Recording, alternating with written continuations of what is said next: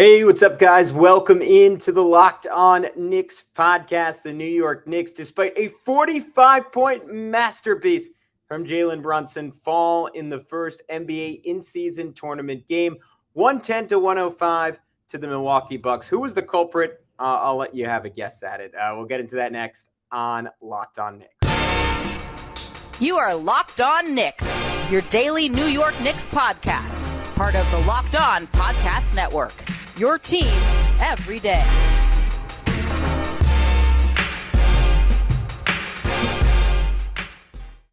You are Locked On Knicks, and this episode is brought to you by PrizePicks, the easiest and most exciting way to play daily fantasy sports. Go to prizepicks.com/LockedOnNBA and use code all lowercase LockedOnNBA for a first deposit match up to $100. We want to thank you for making Locked On Knicks your first listen today and every day. Be sure to subscribe on YouTube and your favorite audio podcast platform of choice if you haven't already done so. And if you want to take our relationship to the next level, you can subscribe to our Subtext. You will get our latest thoughts after games, analysis of every single Knicks rumor, some preemptive thoughts maybe on trading Julius Randle. I could promise you that. And you can ask us your next questions, probably mostly about trading Julius Randle. I'm Gavin Schall. I've been covering the NBA now for 8 years, sometimes as a credentialed reporter, and I'm also a play-by-play broadcaster. And appreciate you guys joining on this post-game live stream. The New York Knicks, once again, pains me to say it once again, 110-105, and just an extraordinarily frustrating loss to the Milwaukee Bucks. And it really sucked because they got one of the better games of Jalen Brunson's career, 42 minutes, 45 points, 5 rebounds, 3 assists, including a three-pointer that gave the Knicks a 103-101 lead with about a minute 15 to go in the game. It was their first lead since 29-27 in the second quarter. It felt like, despite everything, and everything was mostly the play of Julius Randle, though not only that, the Knicks are going to be able to pull this one out. And then Randle doesn't step up on a Giannis screen. Dame drains a three. Randle misses. Jalen Brunson missed on the next play. And then the Bucks come down. Dame back cuts Quentin Grimes and one, and it's all said and done from there. But the main takeaway tonight has to be about Julius Randle, because I shouldn't have to spend my opening segment talking about another putrid game from the Knicks All-Star, their All-NBA player, when their other future All-Star and future All-NBA player drops 45 points. And yet, that's the way I feel compelled to lead off the podcast, because with Julius Randle, we've had some high highs with him over the years. The lows are extraordinarily low, and we thought we were past that. He was breathing. He was doing hot yoga. He was meditating. It all seemed to be a good vibe last year. And then you get to the playoffs, and they are utterly horrific. Maybe the slightest of improvements from 2 years before, but generally shooting numbers that you would expect to see out of someone in the 1950s that JJ Redick would have referred to as a plumber playing in the NBA. But we could excuse that, right? Because he had he had a severely injured ankle, and he was gutting through it. And even the low effort stuff, you were saying, oh man, his ankle really, really hurts. So that's why he can't sprint back on defense. And I know I'm saying that in somewhat sarcastic tone, but I kind of still believe that was the case. Doesn't get a lot of lead up to the season. Sure, that's an important caveat for him shooting poorly to start the year, except he seems like he's in pretty good shape. He doesn't really seem like he's in a bad place athletically. In fact, alongside last season, I would say he's in the best place athletically he's ever been in his career. And yet you pull up the numbers, and he is shooting 26% from the field, looks incredibly indecisive, at times appears once again for the third time in 6 years. And I shouldn't even say that, really. It's been most of his Knicks career, totally indecisive defensively. You know what, here, I'll give you one big stat to sum up just how poor he's been offensively. He's shooting 27.6% from the field this season. That is the worst number through 5 games by any player with 75-plus shot attempts since Jim Jackson back in the 2000-2001 season. Finished tonight 5 for 20, 1 for 9 from 3. That stat comes from ESPN Stats, Matt Williams. So it is about as bad as it could be on high volume, like literally the worst in over 20 years that someone who takes a bunch of shots for a team has started this season. And you get to the point, being the New York Knicks, and you're caught between a rock and a hard place, because we've obviously seen this play out before. His first season was horrific. His second season was great. His third season was somehow worse than the first one. And I know part of that was relative to expectations, but just included moments that crushed your soul. And as a Knicks fan, I didn't really know could crush my soul, because I thought I was hardened against them from the horrific previous 20 years. But man, Julius, you did it, buddy. Last year he was spectacular. And I did a whole preseason podcast. If you really hate yourself, you can go back and listen to it with Benji Ritholtz, talking about how he was spectacular, and how he was spectacular in ways that seemed fairly sustainable. And now the shot is gone. The rhythm is gone. The confidence is tanked. I would imagine that he's not a fun person to be around right now. What we've seen on the court, he doesn't seem like a fun person to be around. He seems to want to blame everyone else. I thought he made efforts tonight to be a better teammate. I actually thought he had some pretty good drives and dishes in this game. I thought the start that he had to this game on the scale of his recent performances wasn't that bad.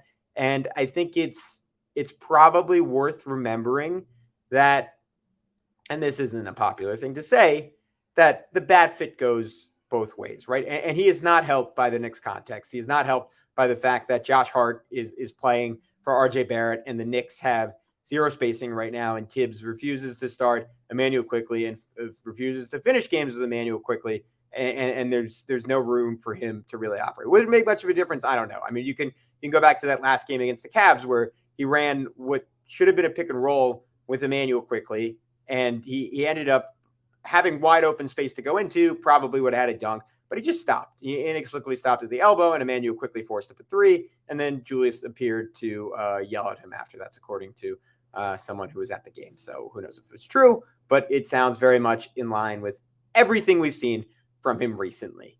And you get to a point where you acknowledge that context and the fact that Jalen Brunson isn't the best table setter at a point guards in the NBA, though I thought, and we'll get to it, I thought he had a really good game in distribution tonight, but in general, he's not really that guy. So things are somewhat hard for Julius Randle. And yet they are not shooting 27% from the field hard. They are not shooting, 24, 25% from three hard. That is inexplicably bad. And if the effort was there and he was being a great teammate, and this is the caveat I always come back to with Julius Randle, you could forgive the bad shooting. You really could, even though it's inexplicably poor for someone who's made multiple All-NBA teams in his career. It is at an age where he should still be right in his prime. It doesn't really make a whole lot of sense. But even with that, you could say, all right, he's playing his butt off. He didn't get a chance to warm up going to the season. It is going to come around. But what do the Knicks do with that? Do they go ahead and try to trade him? You're not going to get anything close to maximum value for him right now, because he is, again, the worst high-volume shooter in the last 20 years in the NBA to start a season. And you would potentially raise your floor by moving him, right? Or even by benching him. And that's with acknowledging that there isn't another power forward that's playable on the roster. And if you made a trade, it would have to be like for like, right? You'd have to trade him for someone else at that position. But there's no Obi Toppin to step into the starting lineup, and based on how Obi's played with the Pacers, that might not even be a good thing if he was available. It might not help the Knicks that much if he was available. But you're not going to get great value trading him. And let's just say you trade him and you piece things together. What kind of ceiling does that Knicks team have? Could they win a round in the playoffs without Julius Randle? A lot of you would argue that they essentially did that a year ago against the Cavs, where he was a minor to at times negative factor in the series, but he still has some gravity. He still draws quite a bit of attention.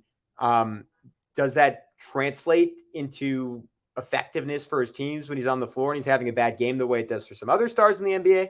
No, not really. Not so much. But I don't think the Knicks would win a round in the playoffs without Julius Randle. Right now, they don't obviously look like they'd win a round with Julius Randle. But the ceiling would be completely gone at that point. And you would be getting into the realm of being on the treadmill of mediocrity that you never really want to be on in the NBA, and just stuck in no man's land. And Julius at this point, it doesn't seem like he's going to have a kind of season that gets you out of it. But if there's a 5% chance that he turns it around, you almost have to bet on that if you're the Knicks, because you're really going nowhere otherwise. They committed to Josh Hart. They paid him a ton of money. They paid Dante DiVincenzo quite a bit of money. Can you potentially get off those contracts? Yeah. But this isn't a team that has a lot of leeway to pivot into a soft rebuild, because they have a bunch of young guys and Emmanuel Quickley and Quinn Grimes that they need to pay or they need to turn to assets. They have, if tonight showed anything, a star and probably a top 20 to 25 player in this league in Jalen Brunson. They need to do right by him. They really cannot afford to move off Julius Randle. And that's the scary thing, because Randle right now is almost giving them no choice. Like, I don't know, like at what point does this just become who he's going to be this season? And no, I don't mean that he's going to keep shooting 27%, but if he's shooting 40% and 30% from three, like he did 2 years ago, that is not going to help the Knicks win a whole lot of games, even as good as their defense is. And their defense, despite the Bucks shooting ridiculously well from 3-point range, 20 of 39, 51% on 39 attempts, they still only scored 110 points, because the Knicks, at least in the early going of the year, look like they have one of the better defenses in basketball. I don't think it's as good right now. I think it's first or second in defensive rating. Probably going to be more like 11th or 12th, but it looks pretty amazing right now. The point is, they have a team that's built to be pretty good in the moment. And I'm sorry, like I don't think that trading Julius Randle will ultimately make them better. And look, it comes down to who they could get. And we could do a whole episode going over that, but I don't really see the name out there that's feasible with the way he's playing right now at his age and his contract. And even if he sucks, like what he's probably going to ask for in the next contract, that things change very quickly. Maybe, yeah. All right. We are going to step aside for a sec. I'll have maybe 2 or 3 more thoughts on Julius. We'll get into some Brunson stuff. We'll answer some questions next on Locked On Knicks. But before we do that, I want to tell you about our buddies over at PrizePicks. So what is PrizePicks? PrizePicks is the largest daily fantasy sports platform in North America. We're the easiest and most exciting way to play DFS. It's just you against the numbers instead of battling thousands of other players, including pros. Sharks, you pick more or less than 2 to 6 player stat projections and watch the winnings roll in. And with the basketball season here, you can now pick combo projections across football and basketball from the Specials League, a league created specifically for combo projections that include 2 or more players from different sports or leagues. For example, LeBron James plus Travis Kelce at a 10.5 combination of 3-pointers made plus receptions. That actually sounds like a pretty good bet to me, especially if Taylor Swift is there. Want to play along some of PrizePicks' favorite players that don't include Taylor Swift, but do include rapper Meek Mill and comedian Andrew Schultz? You can now find community plays under the promos tab and app to view entries from some of the biggest names in the PrizePicks community each and every week. But from my experience on PrizePicks, here's my single favorite thing. So I have been burned in the past on daily fantasy sites because I love to take on projections in the realm of college football. Outside of the NBA, it is easily my favorite sport to watch. The issue is that football players get hurt a lot. So I can spend a lot of time thinking about it, looking at the matchup data, looking into who's playing well across the country, and feel really, really good that someone like Xavier Worthy is going to have more than 4.5 receptions a game. Or let's switch up. Let's say Quinn Ewers is going to throw for over 250 yards. And then he could get hurt and get knocked out of a game.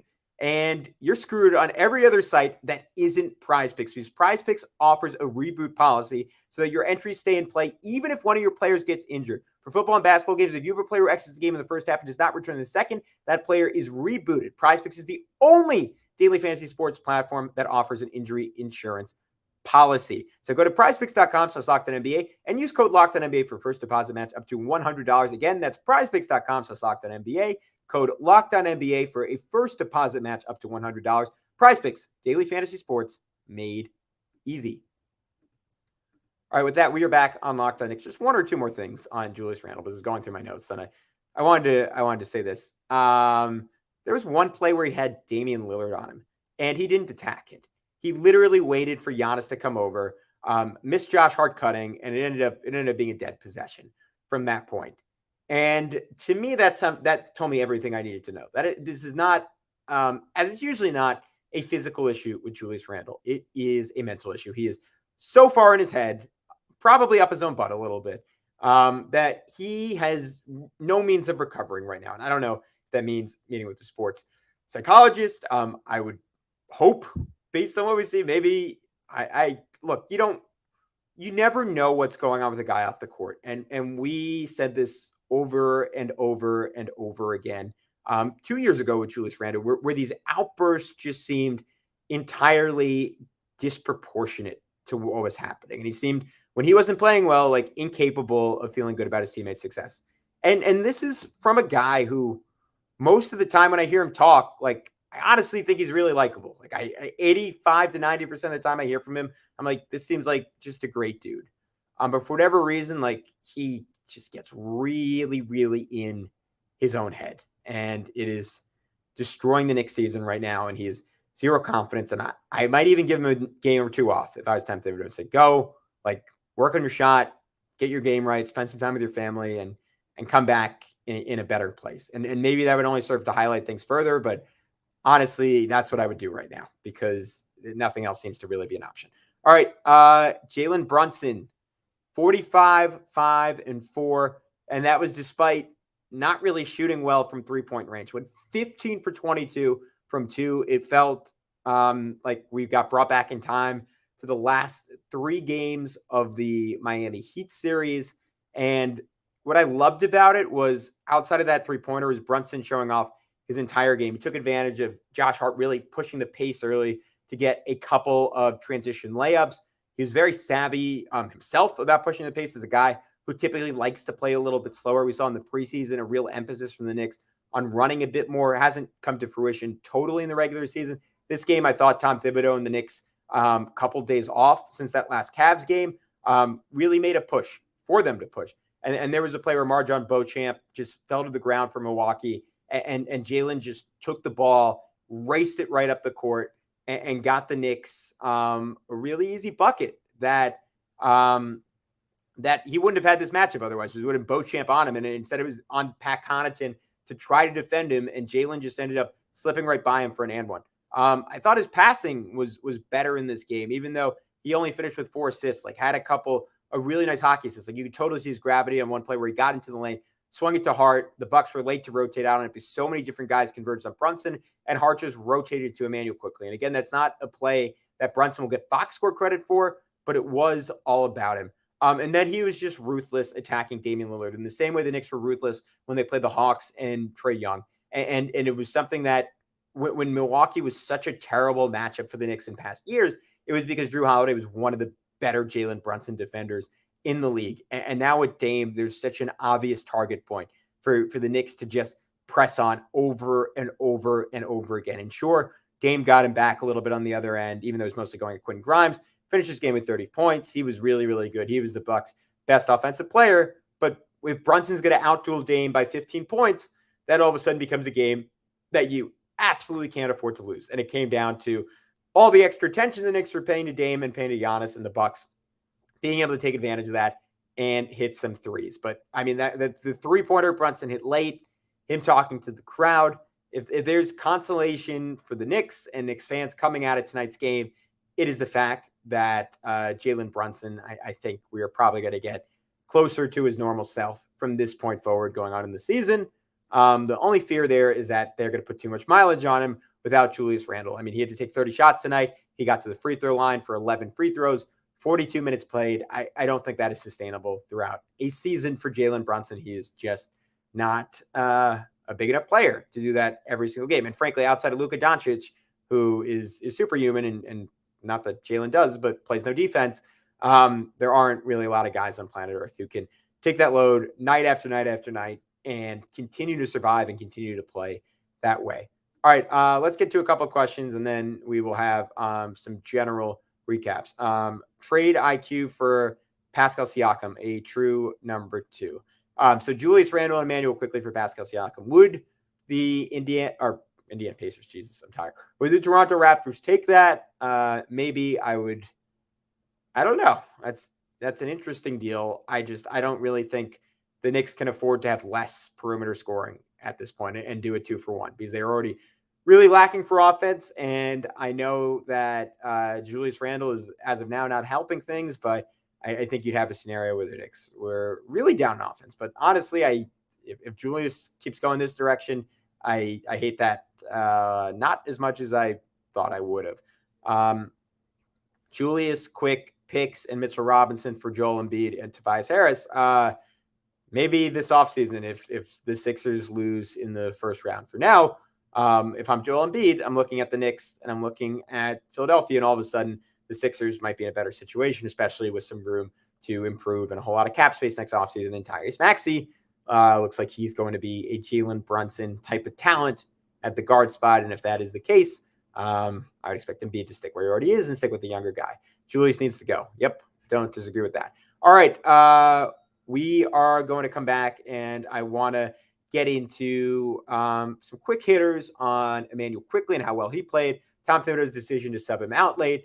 Dante DiVincenzo really struggling at the rim. Mitch continued to be incredible on the glass, and a little bit more. But before I do that, I wanted to tell you about our buddies over at FanDuel, America's number one sportsbook. Score early this NFL season with FanDuel, America's number one sportsbook right now. New customers get $150 in bonus bets with any winning $5 moneyline bet. That's $150 if your team wins.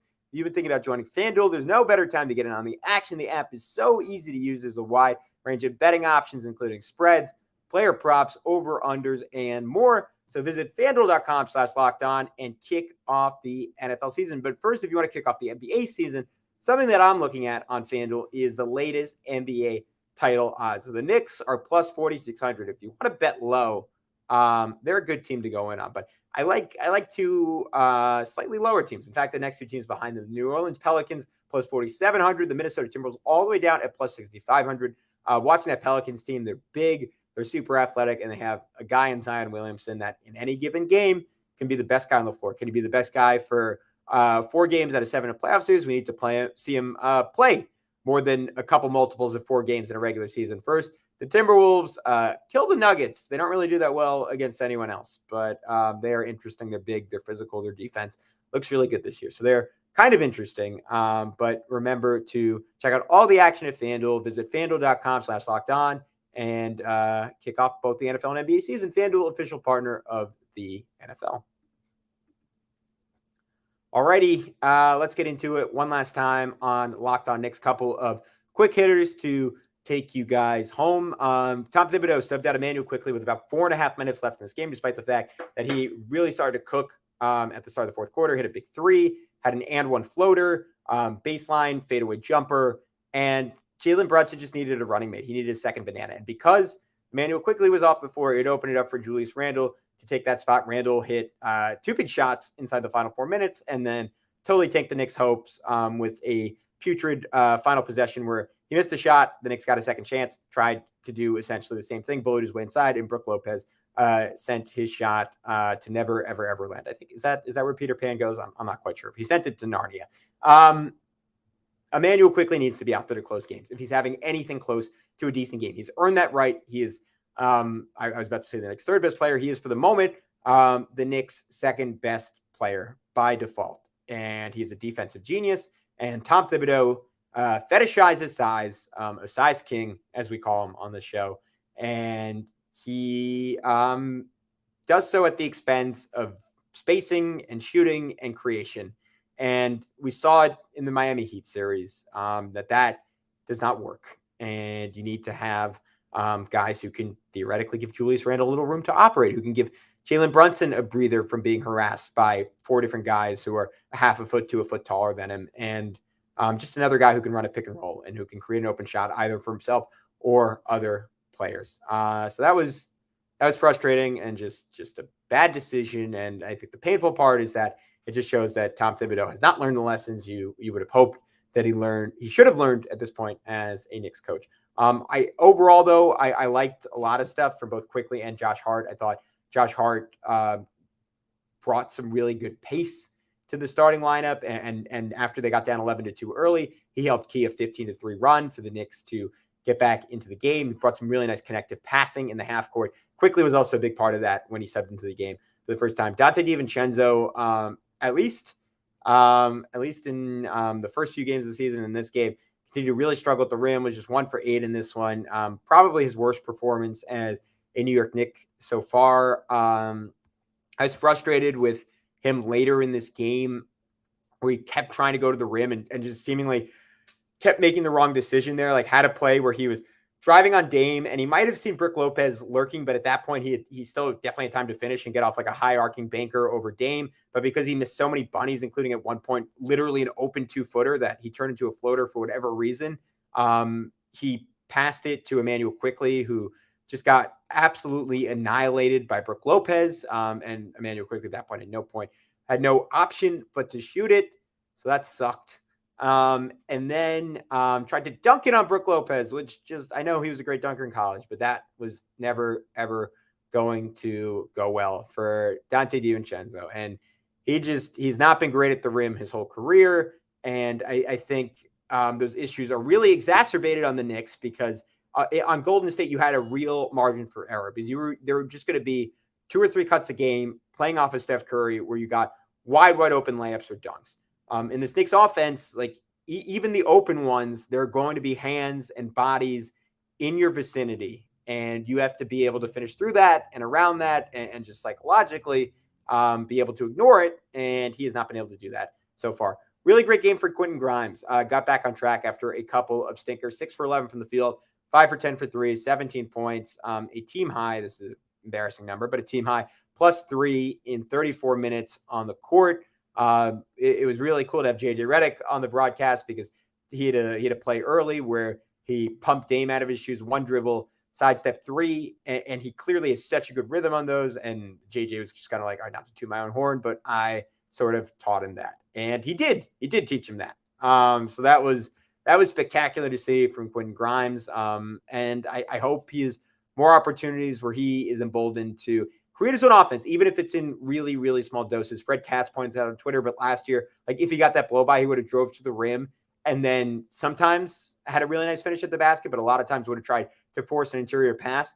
Now he's realizing who he is as a 3-point shooter, which for my money is one of the 10 to 12 to 15 best shooters on planet Earth from distance. And that he should be aggressively hunting 3-pointers. He should not be passively taking 3-pointers that he gets out of kickouts. He should be using his dribble. He should be using his pump fake to find space, to shoot over guys and hit threes. And today, a lot of times when Damian Lillard was the guy tagged with guarding him, like he should be getting up threes all day on someone like Dame. He took 10 of them in this game. I wouldn't have minded if he took 15 in this game. That is the single most, outside of Jalen Brunson, like doing anything when he's really cooking. It is the single most efficient shot in the Knicks offense. They absolutely need more of it. And this was another credit to Josh Hart. He was actively seeking out Quentin Grimes, and that was really encouraging to think. Finally, shout out to Mitchell Robinson, 15 rebounds, 6 of them on the offensive end, continues to just be an absolute monster there. All right, 2 final questions before we go. Julian Alexander said, LMAO, send it to Asgard. Yeah, I'm with you, Julian. Pause. Oh, I know what that was referring to. Yeah, that's fair. I had a few of those if you want to listen back. But anyways, that is it for this edition of Locked On Knicks. Thank you so much for tuning in. I hope Julius Randle starts making some shots. I hope this is who Jalen Brunson continues to be. I hope Quentin Grimes shoots double-digit threes every single game for the rest of the season. And I hope Emmanuel Quickley starts closing games. And I hope all of you guys tuning in have a great weekend. But until Monday, we'll talk to you soon on Locked On Knicks.